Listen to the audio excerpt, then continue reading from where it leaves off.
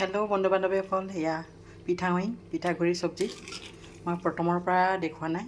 ইয়াত কি কি লগাইছোঁ মই ক'ম এতিয়া। এয়া মুৰ্গী মাংসটো ধুনীয়াকৈ ভাজি ল'লোঁ, শুকানকৈ ভাজি লৈছোঁ। শুকানকৈ ভাজি ল'লে ভাল লাগে।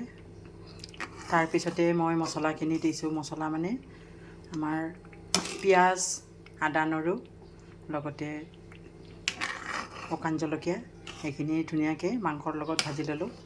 ভাজি তাৰপিছতে অকণমান পানী দি পেলাই মই মাংসটো সিজাই ল'লোঁ। ধুনীয়াকৈ সিজাই লৈছোঁ। সিজোৱাৰ পিছত পূৰা গৰম পানী ঢালি দিছোঁ। গৰম পানী ঢালি যেতিয়া উতলি মাংসখিনি ধুনীয়াকৈ সিজিব, এই সময়তে মই পিঠাগুড়িখিনি ইয়াত দিছোঁ। পিঠাগুড়িখিনি দিয়াৰ পিছত এয়া হৈ গ'ল। লগতে তাৰপিছত মই কি দিছোঁ জানেনে? তাৰপিছত দিছোঁ মই নৰসিংহৰ পাত। এইকেইটা নৰসিংহ আৰু আদা পাত। এইটো আদা পাত হয়, এইটো আদা পাত। নৰসিংহৰ পাত, এয়া নৰসিংহৰ পাত, বিৰাট ধুনীয়া গোন্ধ। লগতে লাষ্টৰ ফালে মই দিছোঁ জালুক, জিৰা, আৰু লগতে দিছোঁ অকণমান ধনিয়া গুড়া।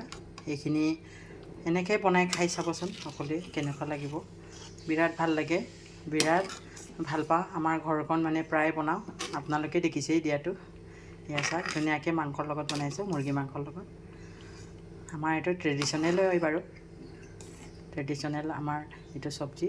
সকাম চকামত এনেকৈ বনায়। আৰু পিঠাগুড়িটো মই অকণমান ভাজি লৈছোঁ দেই, এনেকৈ ব্ৰাউনকৈ, তেতিয়া গন্ধটো বিৰাট ধুনীয়া লাগে। সেইটো কাৰণে বন্ধু বান্ধৱীসকল কেনেকুৱা লাগিলে জনাবচোন।